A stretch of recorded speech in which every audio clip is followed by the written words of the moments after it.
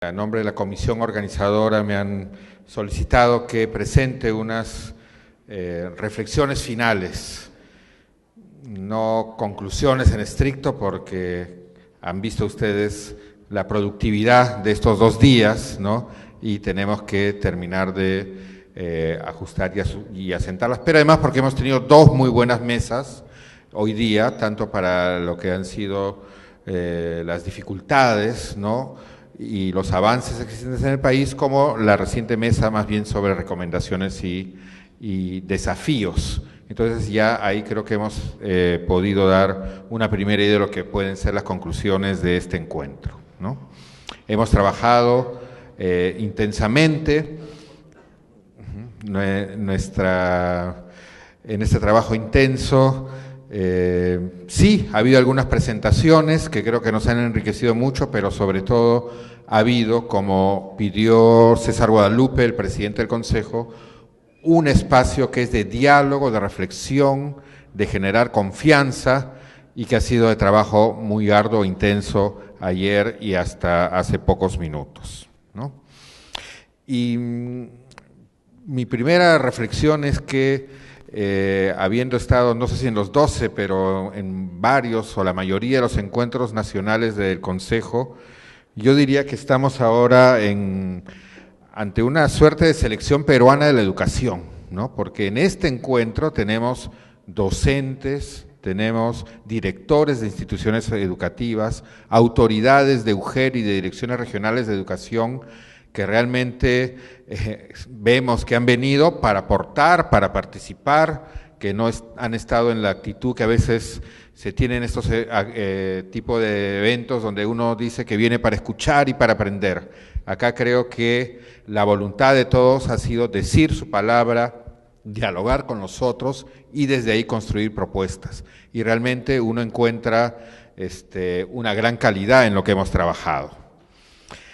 Y recordando lo que dijo Lea Sulmont el primer día, ¿no?, de que más allá de las formulaciones que tengamos sobre la docencia, lo importante es que los docentes creamos en nuestros estudiantes y que hoy eso implica salir de la caja, ¿no? Ayudar a nuestros estudiantes a salir de la caja que a veces como personas nos vamos encasillando. Yo creo que un primer mensaje de este 12º encuentro es que en el Perú los docentes y las regiones ya están saliendo de la caja.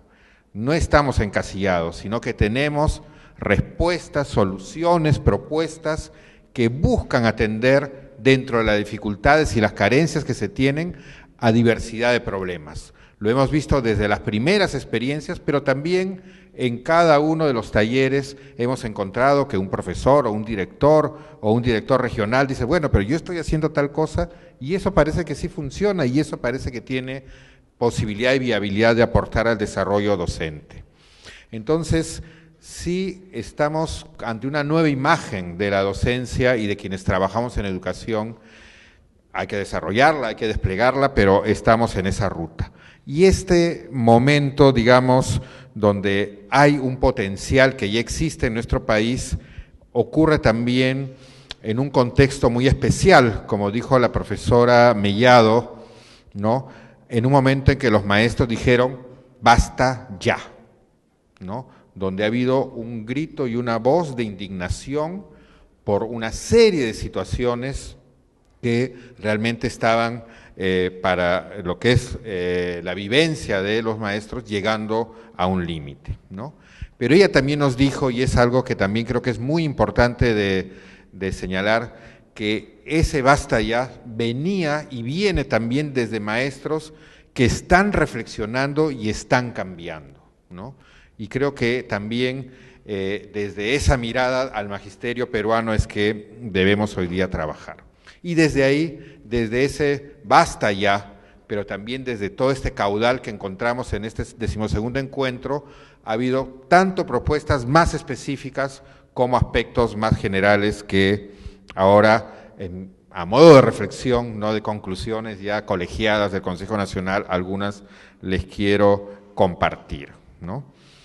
Y quisiera empezar por lo que es la formación continua, la formación inicial y en servicio. Y lo hago porque no contamos todavía en nuestro país con una política de formación articulada desde la formación inicial y en servicio. Pero 3 o 4 veces desde los años 90 nos hemos quedado en la puerta del horno. O sea, se empezó a formular, se sistematizó una experiencia, hubo cambios y volvimos a empezar de cero. Hoy creo que estamos en una situación diferente. Todos hemos reconocido que sobre qué es el docente peruano tenemos el marco de buen desempeño del docente, que ya nos marca una pauta. Sobre esa base se han elaborado un perfil del egresado, como mencionó el Grupo de Formación Inicial Docente. Sobre esa base hay una nueva ley, ¿no?, para las escuelas superiores pedagógicas, en la cual el modelo de esta escuela superior tiene algo que planteó Marita Palacios y el grupo, una combinación donde la formación del futuro docente integra la dimensión académica, integra la investigación, integra la práctica e implica la orientación del joven. Ese es un modelo de gestión que en la innovación existe, pero que nunca hemos logrado institucionalizar. Y hoy estamos a puertas de lograrlo, porque esta ley nos permite, en una transición que todos han solicitado, debemos tenerla más clara, llegar a una institución renovada. Y lo propio ocurre en la formación en servicio. Incluso el viceministro Molinari señalaba, en el ministerio hay 23, ¿no?, oficinas que dan diversos tipos de actividades de capacitación. Y también nos mostró cómo hoy tenemos un sistema, a puertas de constitución de un sistema de formación en servicio, que desde la inducción hasta la especialización le ofrece a los maestros rutas diversas para seguir avanzando en su desarrollo profesional.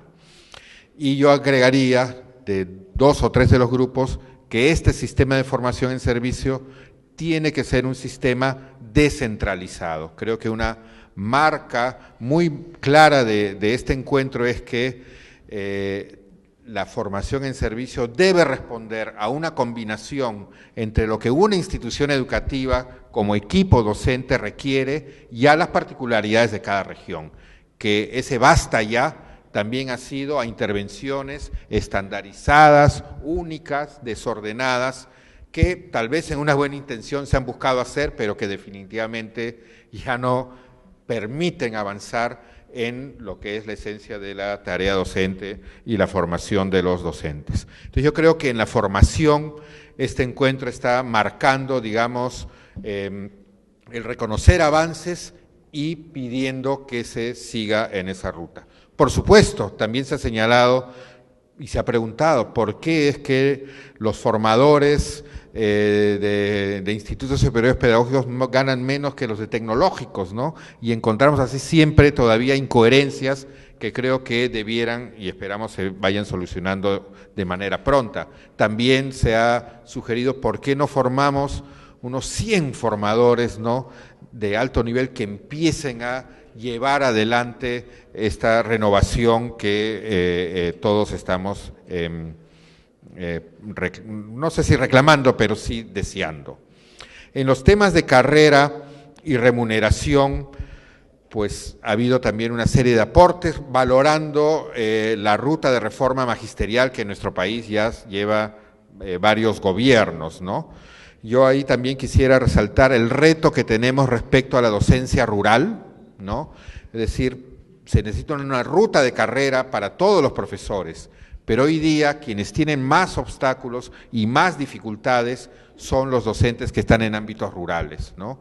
Son los que ni siquiera a veces pueden acceder al nombramiento, ¿no?, porque no tienen cómo formarse, no han tenido cómo capacitarse, o de repente la evaluación no recoge su práctica. Todos seguramente conocemos buenos profesores rurales que siguen de contratados 10 y 15 años, ¿no? Y no ha habido ese mecanismo, para que luego sigan, por supuesto, desarrollándose. Otro reto también que se ha planteado, creo que en todos los grupos, a pesar de que no necesariamente era su tema, es de que en las escalas más altas de la ley de reforma hay una vacante por región, 2 vacantes por región, y eso da un mensaje contradictorio con una carrera basada en los principios del mérito, ¿no? Entonces creo que también, o sea, desde la exclusión de los maestros de ámbitos rurales, de repente también, no sé, los maestros que están en educación básica especial u otros también tienen esas situaciones, tal vez no han salido tan marcadas, hasta las escalas que permiten señalar que sí tenemos una carrera, hay puntos que ajustar y mejorar. Respecto a la evaluación docente, que también ha sido trabajado como reflexión, me parece que no hay unanimidad, más bien hay diversas voces y percepciones sobre este tema. Todas reconociendo de que sí es válido que haya una evaluación al docente, pero algunos, digamos, han cuestionado más o menos y otros sí han valorado aspectos de lo que hoy está ocurriendo. Es un campo en el que todavía habrá que seguir probando, validando, pero, como se ha dicho, sin renunciar a los principios de reconocer el mérito del docente. También hemos visto campos vinculados a la gestión, ¿no?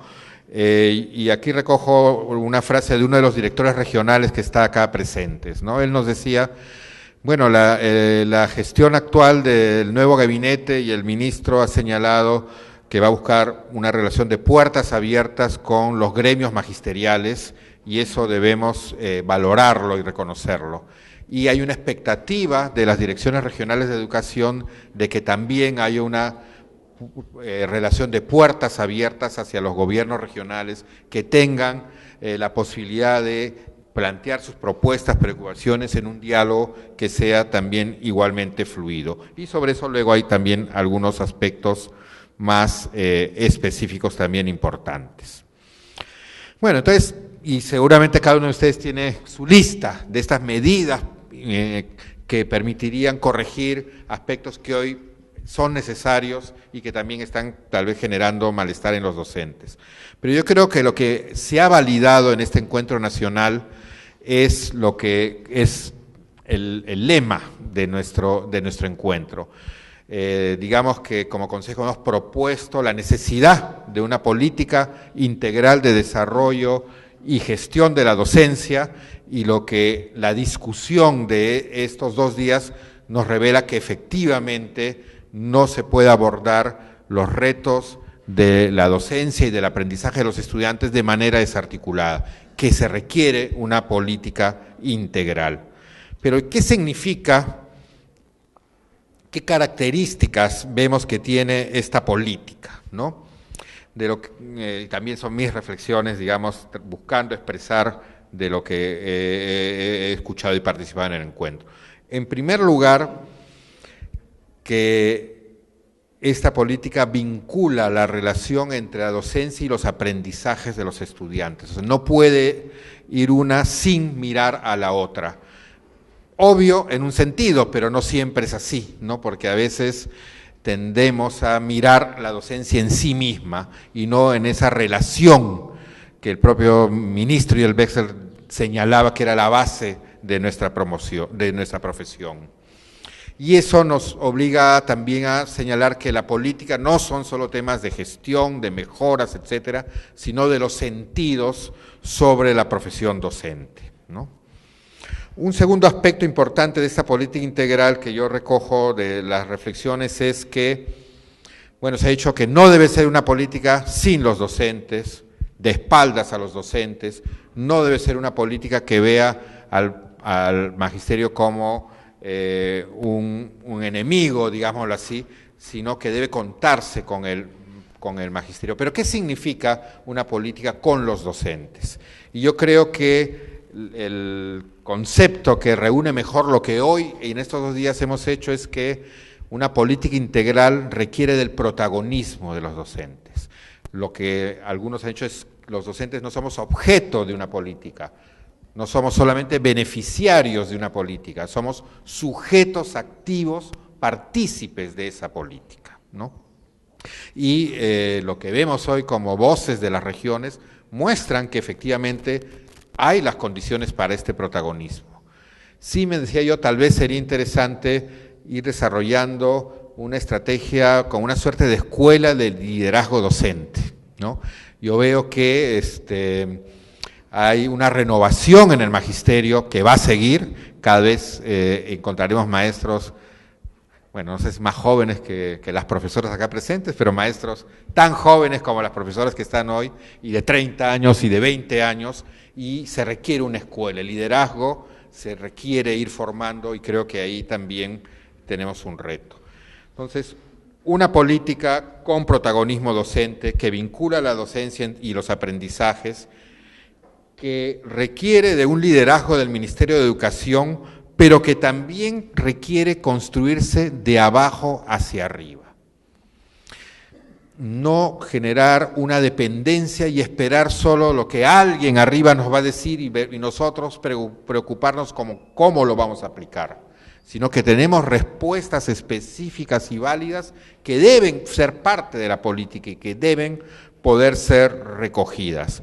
Esto lo vimos desde el primer día, ¿no?, con el profesor Zúñiga, director de la UGEL Castilla, ¿no?, que dijo, bueno, vamos a hacer un 3x1 con estos mecanismos.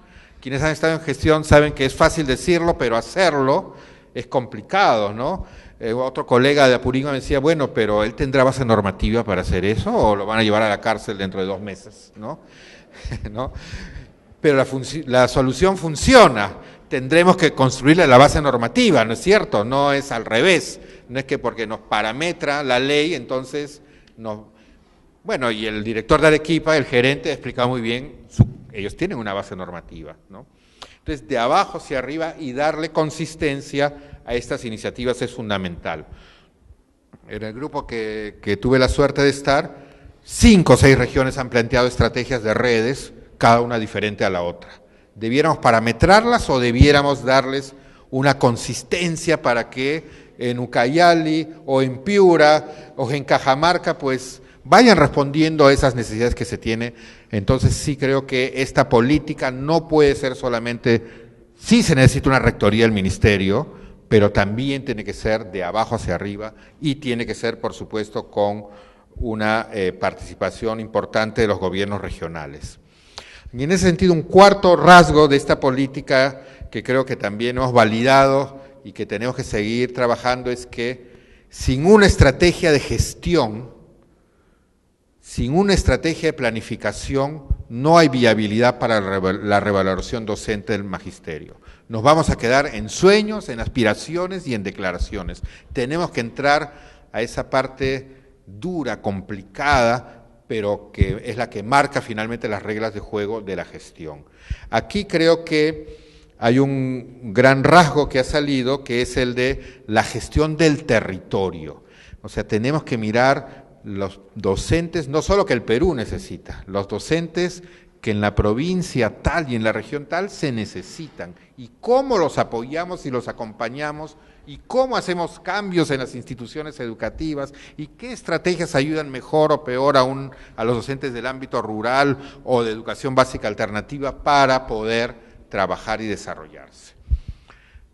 En mi grupo hubo varios, y acá también de educación básica alternativa, decían, la norma de reasignación, de racionalización, perdón, está hecha para la ABR. En cambio, en EVA tendría que ser otra, porque hay cientos de miles de personas que no están formadas, ¿no?, que no han culminado su secundaria. Es verdad, tenemos que irlos a buscar a donde están, no quedarnos en nuestra nocturna o nuestro SEBA. O sea, tenemos que mover también, digamos, la situación de los docentes y de las instituciones, pero una norma única no siempre ayuda. Entonces sí hay una mirada territorial que es fundamental, y en ese sentido los gobiernos regionales, sus direcciones regionales de educación requieren fortalecerse o ser fortalecidas y tener otro perfil, veíamos también de conducción, no en el director regional, pero con un área de planeamiento, con un área pedagógica que puedan, digamos, responder a estos requerimientos. Y el otro gran campo vinculado a la gestión que ha salido, pero que me parece queda como un reto pendiente, es el tema de la planificación presupuestal. Si hacemos una política docente de espaldas a las condiciones de la economía del Perú y del presupuesto peruano, vamos a quedar en una norma que nunca se aplica, en un buen deseo que no se aplica. Y este tema presupuestal no nos han formado a los docentes para trabajarlo, y es fundamental. Yo creo que ahí tenemos que entrar a trabajarlo, porque cualquier decisión vinculada a la docencia hoy día en el Perú tiene un impacto en el Producto Bruto Interno, o sea, no es un tema, tiene un impacto en los impuestos que pagan los peruanos. No es que yo pueda aumentar así, no, eso implica que o alguien le quito para darle al maestro o le hago que se aumente los impuestos, entonces no son temas ya de 100 o 100.000 o 50 personas, es un tema de Estado. Y por eso es una mención solamente al 6% del PBI, es una bandera, pero no nos ayuda realmente a saber lo que se requiere. Una mención a las UIT es un buen referente de repente, pero no nos ayuda a ver cómo es que la vamos a trabajar. Ahí creo que tenemos un reto, los docentes, de entrar a trabajar más fuerte este tema de la relación entre la economía, la tributación y el presupuesto de educación y los docentes. Todo esto nos lleva entonces a una última característica de esta política integral, diría yo, y es que la política integral docente tendrá que ser una política de Estado con una gran alianza y compromisos de la sociedad y el conjunto del Estado. No es una política del Ministerio de Educación.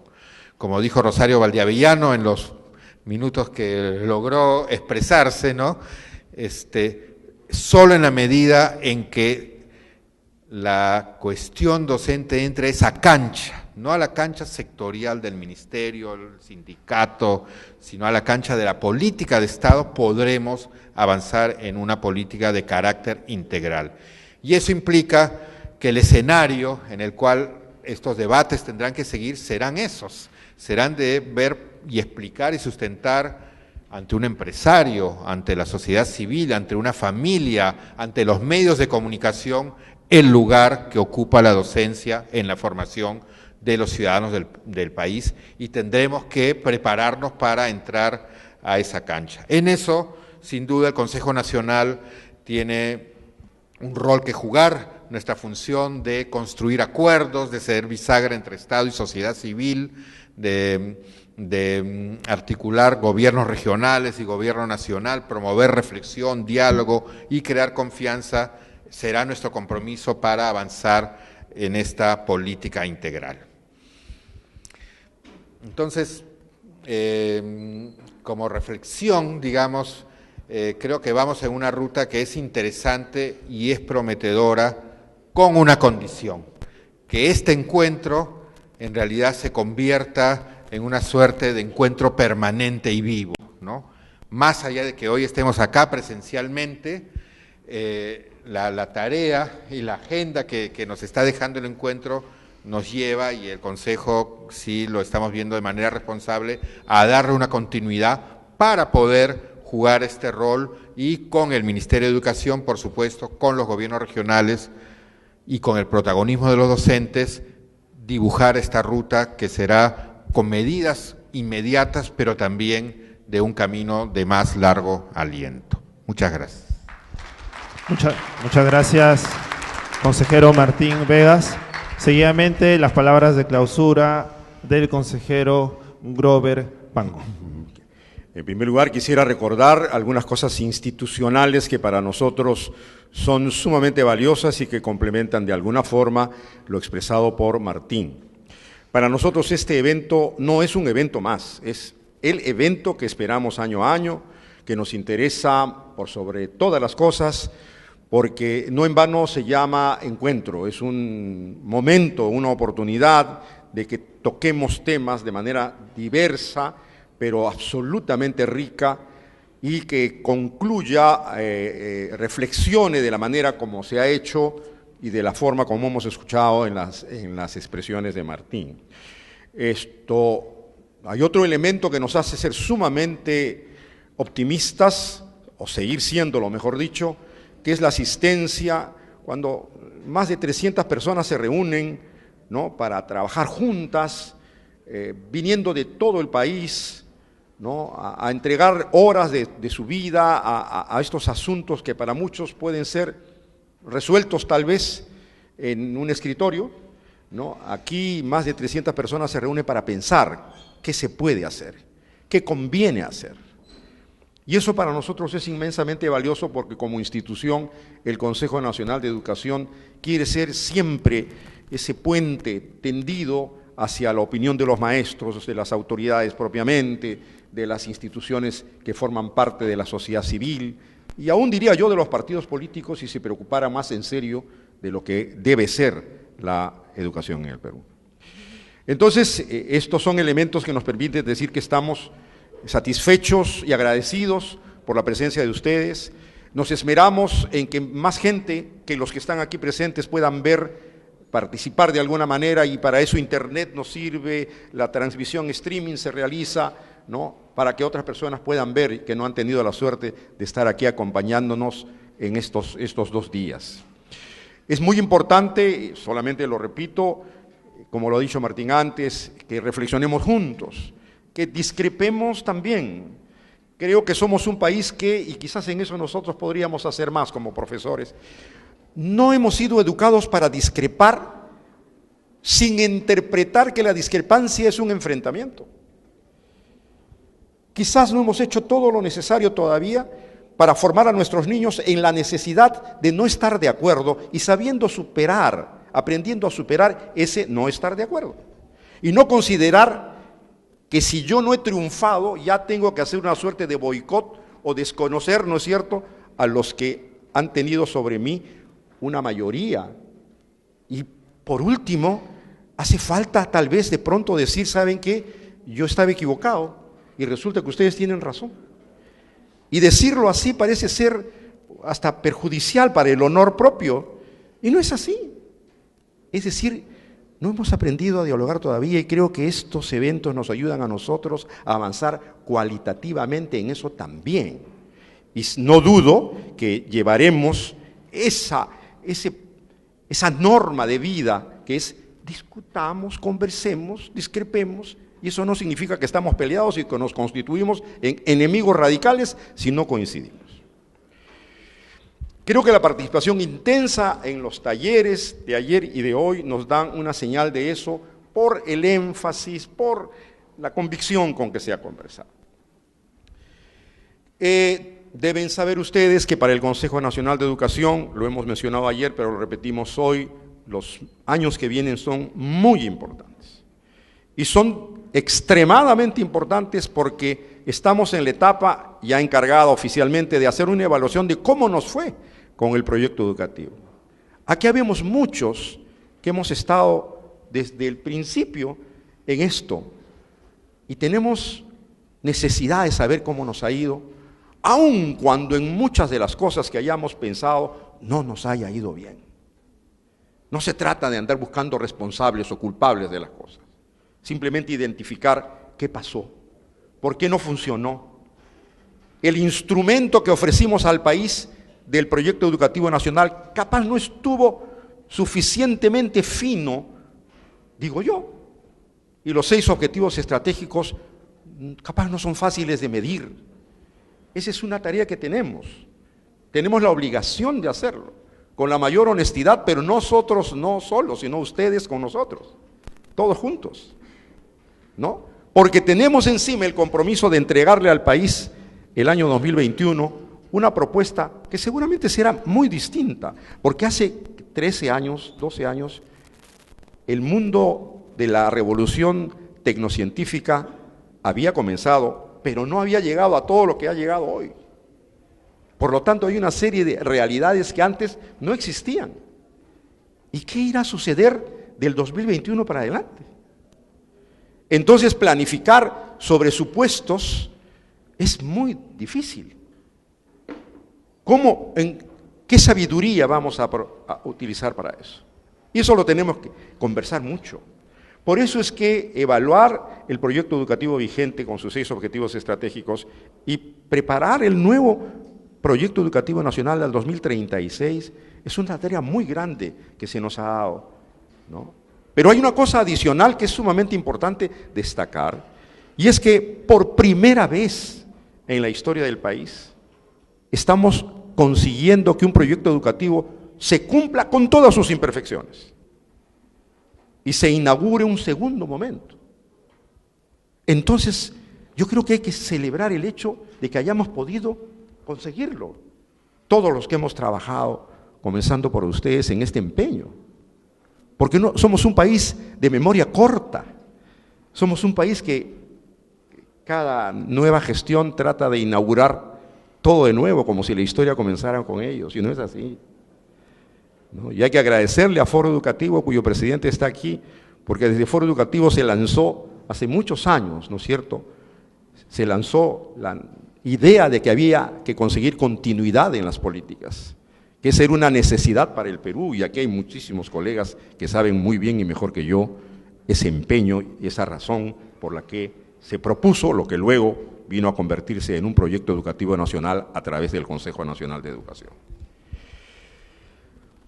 Entonces, estamos en esta ruta, ya al final de este evento vamos a tener 2 eventos grandes todavía en el resto del año a cargo del Consejo Nacional. En algunos de ellos seguramente nos volveremos a encontrar y seguramente tendremos que planificar muchos más para los años siguientes, sin duda. Quiero agradecer, por lo tanto, a las instituciones que nos han apoyado, que nos han dado, como muchas otras veces, su respaldo en diversos sentidos, especialmente a Forge y a UNICEF, pero a toda la cooperación internacional que nos ha ayudado de muchas maneras y que ha estado presente acá como uno más, ¿no es cierto?, junto a todos, participando activamente en este compromiso colectivo que es la educación nacional. Muchas gracias al Colegio Tacna de Barranco, que ha venido a acompañarnos en esta ceremonia final, ha venido para cantarnos, ha venido para bailar, estas niñas hermosas, y nosotros tenemos la necesidad de decirles muchas gracias, Colegio Tacna, por habernos acompañado, ¿no? Y este aplauso lo demuestra mucho mejor. Y por lo tanto, entendiendo la ausencia de las autoridades del Ministerio de Educación, cumplo con el encargo de, como entidad organizadora, clausurar este hermoso 12º Encuentro Nacional por la Educación. Muchas gracias a todos.